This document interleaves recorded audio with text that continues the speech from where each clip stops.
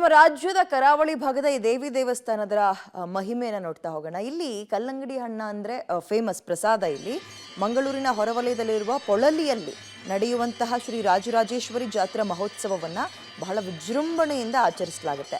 ಸುಮಾರು 1 ತಿಂಗಳುಗಳ ಕಾಲ ನಡೆಯೋ ಈ ಜಾತ್ರೋತ್ಸವದಲ್ಲಿ ಕಲ್ಲಂಗಡಿ ಹಣ್ಣು ಪ್ರಸಾದವಾಗಿರುತ್ತೆ. ಸಖತ್ ಫೇಮಸ್ ಇದು.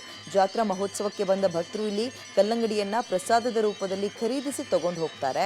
ಇದೇ ವಿಶೇಷ. ಶ್ರೀದೇವಿ ಚಂಡಮುಂಡರೆಂಬ ರಾಕ್ಷಸರನ್ನ ಸದೆಬಡಿದು ಅವರ ತಲೆಯನ್ನ ಚೆಂಡಾಡಿದ ಪ್ರತೀತಿ ಇದೆ. ಹೀಗಾಗಿ ಚೆಂಡಿನ ರೂಪದಲ್ಲಿರುವ ಕಲ್ಲಂಗಡಿ ಹಣ್ಣು ಅಂದರೆ ದೇವಿಗೂ ಅತಿ ಪ್ರಿಯವಾಗಿತ್ತು. ಹೀಗಾಗಿ ಜಾತ್ರೋತ್ಸವಕ್ಕೆ ಬರೋ ಭಕ್ತರು ಈ ಕಲ್ಲಂಗಡಿಯನ್ನೇ ಪ್ರಸಾದವಾಗಿ ಸ್ವೀಕಾರ ಮಾಡ್ತಾರೆ.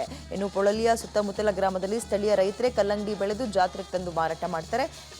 ಸದ್ಯ ಇರುವಂತಹ ಇಲ್ಲಿನ ಉದ್ಯಮಕ್ಕೂ ಕೂಡ ಇದು ಮಾರ್ಪಾಡಾಗಿದೆ.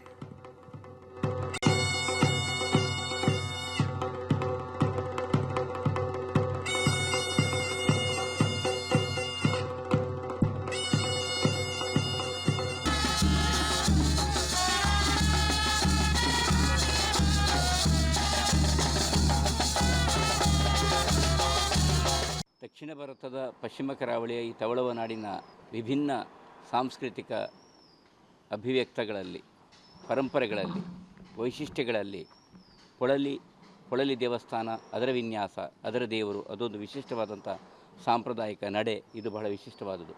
ಮೃಣ್ಮಯ ಮೂರ್ತಿಯಾದಂಥ ರಾಜರಾಜೇಶ್ವರಿ ಮತ್ತು ಗಣಪತಿ ಮತ್ತು ಮಹಾಕಾಳಿ, ಈ 3 ವಿಗ್ರಹಗಳು ಬಹುಶಃ ಮಣ್ಣಿನಿಂದ ರಚಿಸಲ್ಪಟ್ಟು ಅದು ತವಳುವ ರೀತಿಯ ಆರಾಧನಾ ವ್ಯವಸ್ಥೆಗಳಲ್ಲಿ ಅದು ಆರಾಧಿಸಲ್ಪಡ್ತಾ ಇದೆ.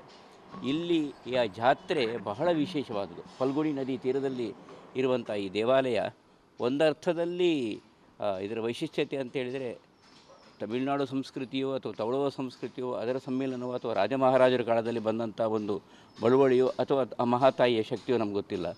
ಇಲ್ಲಿಯ ವಿಶೇಷತೆಗಳು ಅಂದರೆ ಇಲ್ಲಿ ಒಂದು ಬಾರಿ ದೇವಿಗೆ ಸೀರೆಯನ್ನು ಉಡಿಸಿದ ನಂತರ, ದೇವಿಯನ್ನು ಉಪಯೋಗಿಸುವಂಥ ಆ ಸೀರೆಯನ್ನು ಮಗದೊಮ್ಮೆ ಉಪಯೋಗಿಸುವಂಥ ಪರಂಪರೆ ಇಲ್ಲ. ಹಾಗೆ ಅಷ್ಟೇ ವಿಶಿಷ್ಟವಾದುದು ಇಲ್ಲಿಯ ಜಾತ್ರೆ. ಇಲ್ಲಿ ಜಾತ್ರೆಗಳಲ್ಲಿ ಎಲ್ಲ ಸಂಸ್ಕೃತಿಗಳ ಒಂದು ಅನಾವರಣವಾಗ್ತದೆ.